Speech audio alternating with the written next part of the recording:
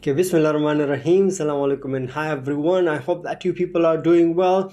Today I'm going to tell you something that will convince your customers to buy your product, and I call it the pricing story. And the topic for today is price point. Understand what price point is.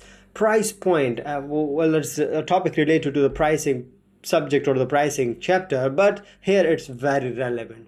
Price point is that specific price of the product that is widely acceptable by the market, and there are some common price points of products that automatically is convincing and acceptable by us being consumers. An example of that could be $1 for a cup of coffee, say $5 for a meal, or a more luxury item like $1,000 for a smartphone or a laptop. Now you see that these are some of the commonly acceptable prices of these products, and we call it price point. Now if you produce a product in any of these categories and you play with the price point, you'd be able to reap more benefits from the market in terms of business, in terms of profit.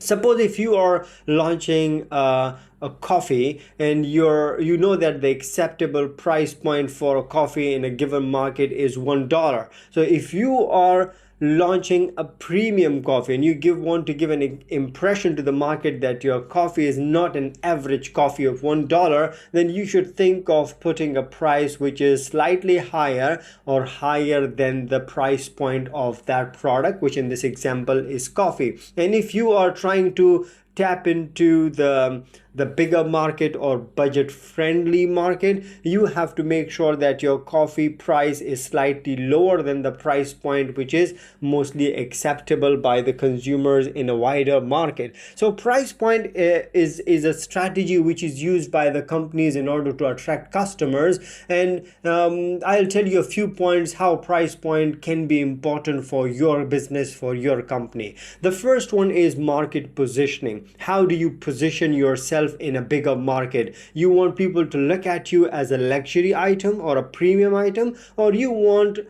people or market to look at your product as a budget friendly or affordable product? Now you have to decide depending on what product you're selling and what market you are tapping into. And don't think that if you are thinking of putting a premium price on your product, people are not going to buy that. I want to tell you some interesting and fascinating facts about the price point, and the first one and the most interesting one is called 99 effect. It is also called charm pricing, where that $0.99 is something which attracts a lot of people to buy your product. So instead of putting your price as $10, which is a rounded figure, you put it $9.99. That $9.99 give an impression psychologically to the customers that they are paying lesser price compared to the $10. By the end of the day, they are actually paying the same $10, but because it has that psychological impact in order to attract customers and trick customers by thinking that they are paying a lower price, it eventually influences your overall sales. In fact, research shows that your sales increase as much as more than 20% using this 99 effect.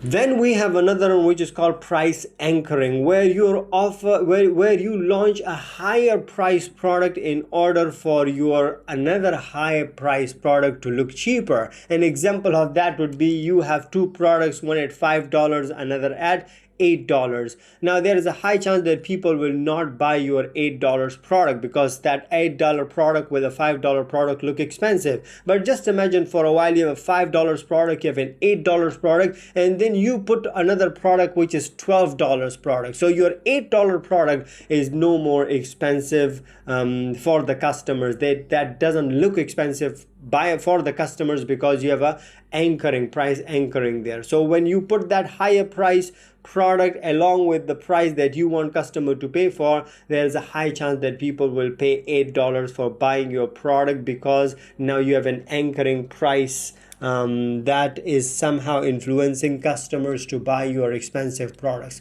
Companies also use price tiering, where they group the products into different tiers. For example, the basic product, the premium product, or the luxury product. So you can do that in order to attract different groups of customers. And the last one, and the common one, is also called price bundling, where you combine different products, the cheaper ones and the expensive ones, in order to sell the products which are not selling. You may have seen that a lot of companies are doing it, like perfume companies, where they take a perfume product and then they mix it or attach it or bundle it with the deodorant, so that the people buy both the products at a slightly higher price. That was about the price point. Decide a price point which is most acceptable by the market, and you will see that customers will be convinced to buy your product. I hope that you enjoyed this lecture. Stay tuned for more lecture. Take care of yourself, and yeah, tell me, how do you decide your price for your product?